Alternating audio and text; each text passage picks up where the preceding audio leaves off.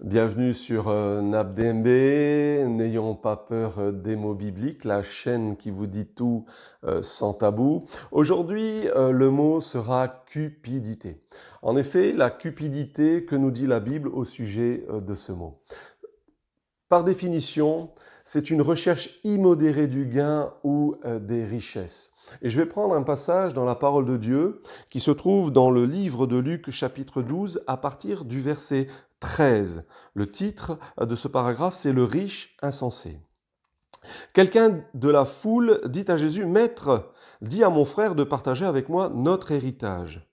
Il répondit à cet homme, qui m'a établi sur vous pour être juge ou faire des partages. Puis il leur dit, gardez-vous attentivement de toute cupidité, car même dans l'abondance, la vie d'un homme ne dépend pas de ce qu'il possède. Et il leur dit une parabole. La terre d'un homme riche avait beaucoup rapporté. Il raisonnait en lui-même et disait, que ferai-je? Car je n'ai pas de place pour amasser mes récoltes. Voici, dit-il, ce que je ferai, j'abattrai mes greniers, j'en bâtirai de plus grands, j'y amasserai tout mon blé et mes biens. Et je dirai à mon âme, tu as beaucoup de biens en réserve pour plusieurs années. Repose-toi, mange, bois et réjouis-toi. Mais Dieu lui dit, insensé, cette nuit même, ton âme te sera redemandée, et ce que tu as préparé, à qui cela sera-t-il? Il en est ainsi de celui qui accumule des trésors pour lui-même et qui n'est pas riche pour Dieu. Ici, c'est Jésus-Christ qui parle et en fait, Jésus va mettre en garde, va avertir son auditoire en leur disant de se garder, de veiller, d'éviter, de faire attention à, de prendre garde à toute forme d'avarice. Car dans la parabole, on voit bien que le personnage avait des projets, qu'il a accumulé, des biens matériels, mais en fait, on ne sait pas ce qui va nous arriver demain. Un verset pour expliciter tout ça, dans Éphésiens 5, verset 3, que l'impudicité, qu'aucune espèce d'impureté et que la cupidité ne soient pas même nommées parmi vous, ainsi qu'il convient à des saints.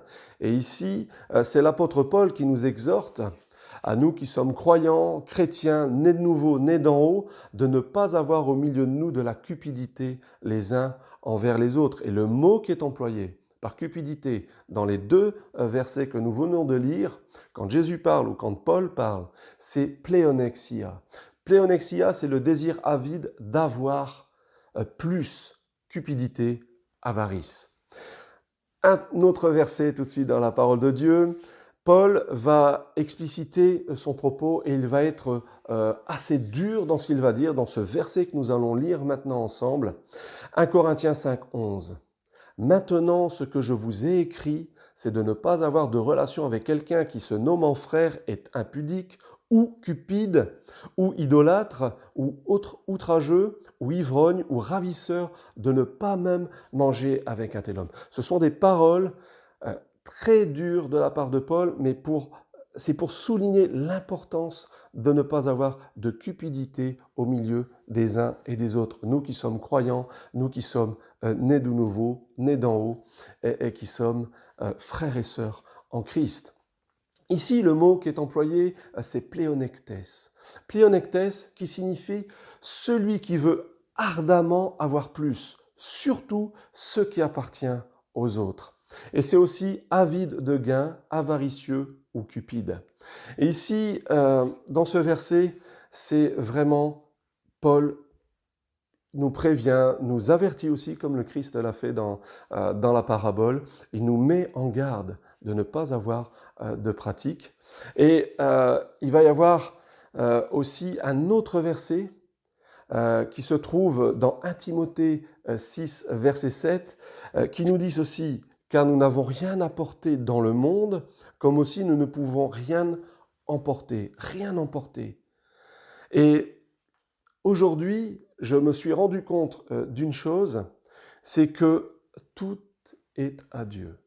Tout ce que je peux posséder, tout ce que je peux avoir, c'est au Seigneur. Le Seigneur me fait bénéficier de bénédictions parce qu'il est bon, parce qu'il est généreux. Donc il me fait profiter de ces biens ou des biens que nous pouvons avoir, mais sachons que tout lui appartient.